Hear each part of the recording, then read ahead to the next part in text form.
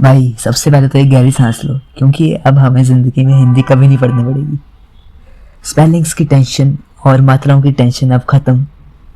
Review start करते हैं set 2 का। पहले ये बताओ किस किस का पेपर एंड मोमेंट में ख़त्म हुआ। बिल्कुल लास्ट के 1 मिनट पहले ख़त्म हुआ है मेरा। मतलब भाई विज्ञापन तो भाई क्या बोलूँ मैं। चलो स्टार्ट करते हैं। सेक्शन ए में पैसेज तो ठीक था, पर पैसेज 2 ने तो भाई दिमाग घुमा दिया मेरा।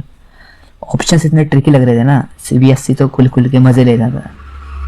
ग्रामर में ऑप्शंस तो थे नहीं, तो पदबंध और वाक्य रूपांतरण में जो दिमाग खराब हुआ है मेरा, यहाँ दिमाग लगाने का टाइम ही नहीं बचा था। ग्रामर में तो भाई इतना कन्फ्यूजन हो रहा था ना, तो शुरू शुरू में तो लग रहा था कि होगा ही नहीं, बाद में थोड़ा और पढ़ने से हो गया। स्पर्श के एमसीक्यू में मनुष्यता मीडियम था, पर तंतारा वामिरो तो भाई बहुत हार्ड था। उसके एमसीक्यू तो समझ ही नहीं आ रहे थे।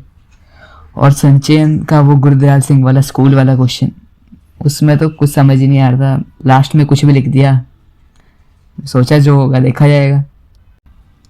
जब लास्ट के 20 मिनट बचे थे, तब राइटिंग सेक्शन पूरा का पूरा बाकी था।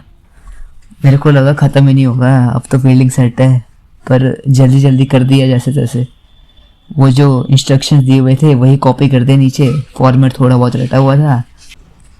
लघु कथा में तो पता ही नहीं था कि क्या लिखना है, समझ ही नहीं आ रहा था जल्दी, क्योंकि बहुत कम टाइम बचा हुआ था।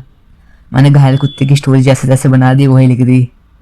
पता नहीं एग्जामिनर पढ़ के क्या सोचेगा, थोड़े बहुत नंबर तो दे ही देगा, बोर्ड का एग्ज़ाम है।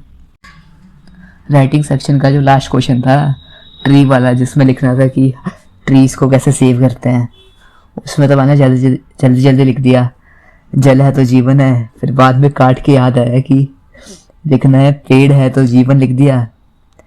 फिर उसके बाद लिख दिया कि पेड़ हमें ऑक्सीजन वगैरह देते हैं। फिर जल्दी से डब्बा बनाया और ख़त्म।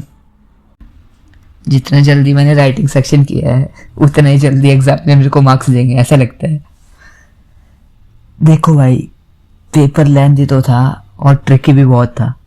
फेक होप नहीं दूंगा, पर अगर पूरा पेपर भरा है जैसे तैसे, तो 60+ तो आ ही जाएंगे। तुम्हारे कुत्ते वाली स्टोरी कैसी थी तुम भी बताओ कमेंट में, और अगर सॉल्यूशन चाहिए तो वो भी लिख देना, वो भी अपलोड कर दूंगा।